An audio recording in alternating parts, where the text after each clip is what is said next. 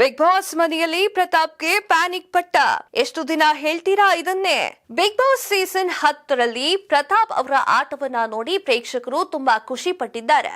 ಹಾಗೆ ಪ್ರತಾಪ್ ಗೆಲ್ಲುವ ಸಾಧ್ಯತೆ ಇದೆ ಅಂತ ಕೂಡ ಮಾತನಾಡ್ಕೊಳ್ತಾ ಇದ್ದಾರೆ. ಈಗ ಆ ಮನೆಯಲ್ಲಿ ಏನ್ ನಡೀತಾ ಇದೆ ಅಂತಂದ್ರೆ, ಸಂಗೀತ ಅವರೇ ಪ್ರತಾಪ್ಗೆ ಪ್ಯಾನಿಕ್ ಪಟ್ಟವನ್ನ ಕೊಟ್ಟಿದ್ದಾರೆ. ದೀದಿ ದೀದಿ ಅಂತ ಪ್ರತಾಪ್ ಅವರು ಸಂಗೀತ ಅವರನ್ನ ತುಂಬಾ ಪ್ರೀತಿಯಿಂದ ಕರೀತಿದ್ರು. ಈಗ ಸಂಗೀತ ಅವರೇ ಪ್ರತಾಪ್ಗೆ ಪ್ಯಾನಿಕ್ ಇದೆ, ಬೇಡ ಅಂತ ಹೇಳ್ತಿದ್ದಾರೆ. ಹಾಗಾದ್ರೆ ಏನದು ಪ್ಯಾನಿಕ್ ಪ್ರತಾಪ್?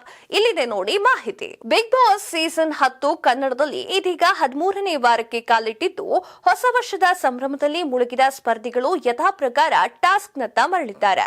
ಇದೀಗ ಫಿನಾಲೆ ಹಂತಕ್ಕೆ ಸಮೀಪದಲ್ಲಿರುವ ಸದಸ್ಯರು ಬಿಗ್ ಬಾಸ್ ಕೊಡುತ್ತಿರುವ ಸರಳ ಚಟುವಟಿಕೆಯಲ್ಲಿ ತಮ್ಮ ತಾಳ್ಮೆ, ಇಚ್ಛಾಶಕ್ತಿ, ಬುದ್ಧಿವಂತಿಕೆ, ದೈಹಿಕ ಮಾನಸಿಕ ಬಲವನ್ನ ಗಮನದಲ್ಲಿ ಇಟ್ಟುಕೊಂಡು ಆಟ ಆಡ್ತಾ ಇದ್ದಾರೆ. ಈ ಪೈಕಿ ಪ್ರತಾಪ್ಗೆ ಮಾತ್ರ ಅವಕಾಶಗಳ ಕೊರತೆ ಉಂಟಾಗಿದ್ದು, ಇದು ಮನೆಯೊಳಗೆ ದೊಡ್ಡ ಸಮಸ್ಯೆಯನ್ನೇ ಮಾಡಿದೆ. ಈ ವಾರ ಪ್ರಾರಂಭದಿಂದಲೇ ಮನೆ ಮಂದಿ ಟಾಸ್ಕ್ ನತ್ತ ಹೆಚ್ಚು ಗಮನವನ್ನ ಹರಿಸುತ್ತಿದ್ದು, ಮನೆಯ ಕ್ಯಾಪ್ಟನ್ ತನಿಷಾ ಆಯ್ಕೆಯ ಆಧಾರದ ಮೇಲೆ ಚಟುವಟಿಕೆಗಳಲ್ಲಿ ಭಾಗವಹಿಸ್ತಾ ಇದ್ದಾರೆ. ಆದ್ರೆ ಪ್ರತಿ ಟಾಸ್ಕ್ ನಲ್ಲೂ ತಮ್ಮನ್ನ ಕೈಬಿಡಲಾಗ್ತಾ ಇದೆ ಅಂತ ಪ್ರತಾಪ್ ಅವರು ಧ್ವನಿಯನ್ನ ಎತ್ತಿದ್ದಾರೆ. ಈ ವಿಚಾರಕ್ಕಾಗಿ ಸಂಬಂಧಿಸಿದಂತೆ ಸಂಗೀತ ಹಾಗೂ ಪ್ರತಾಪ್ ನಡುವೆ ಚಿಕ್ಕ ಮಾತಿನ ಚಕಾಮಕಿ ನಡೆದಿದೆ. ಇದೇ ಮನಸ್ತಾಪ ಇಂದಿನ ಹೊಸ ಟಾಸ್ಕ್ ಆಯ್ಕೆಯ ವಿಚಾರದಲ್ಲೂ ಗಲಭೆಯನ್ನ ಎಬ್ಬಿಸಿದೆ. ನಮ್ರತಾ ಮತ್ತು ಸಂಗೀತ ಕುಳಿತು ಯಾವ ಸ್ಪರ್ಧಿಗಳು ಬೇಕು ಎಂಬ ಲೆಕ್ಕಾಚಾರವನ್ನ ಮಾಡಿದಾಗ ಪ್ರತಾಪ್ ಹೆಸರು ಕೇಳಿಬಂದಿದೆ. ಈ ವೇಳೆ ಪ್ರತಾಪ್ ಬೇಡವೆಂದು ಸಂಗೀತ, ನೀನು ಸರಿಯಾಗಿ ಕೇಳಿಸಿಕೊಳ್ಳೋದಿಲ್ಲ, ತುಂಬಾ ಗಾಬರಿ ಆಗ್ತೀಯಾ ಅಂತ ಹೇಳಿದ್ದಾರೆ. ಇದನ್ನ ಆಲಿಸಿದ ಪ್ರತಾಪ್, ಗಾಬರಿ ಅಂತ ಪದೇ ಪದೇ ನನಗೆ ಎಷ್ಟು ದಿನ ಹೇಳ್ತಾರೆ ಅಣ್ಣ ಅಂತ ಅಳುತ್ತಾ ಕಾರ್ತಿಕ್ ಬಳಿ ಹೇಳ್ಕೊಂಡಿದ್ದಾರೆ. ಸದ್ಯ ಪ್ರತಾಪ್ ಅಳಲು ಮನೆಯಲ್ಲಿ ಏನೆಲ್ಲ ಸೃಷ್ಟಿ ಮಾಡಲಿದೆ, ಯಾವ ಮಾತು ಯಾರಿಗೆ ನೋವುಂಟು ಮಾಡಲಿದೆ ಎನ್ನುವುದನ್ನ ಇಂದಿನ ಸಂಚಿಕೆಯಲ್ಲಿ ತಿಳಿದುಕೊಳ್ಬೇಕಾಗಿದೆ. ಇದೆಷ್ಟೋ ಈ ಹೊತ್ತಿನ ಸುದ್ದಿ. ಮತ್ತಷ್ಟು ಸುದ್ದಿಗಳಿಗಾಗಿ ನೋಡ್ತಾ ಇರಿ ಕರ್ನಾಟಕ ಟಿವಿ. ಇದು ಕನ್ನಡಿಗರ ಧ್ವನಿ.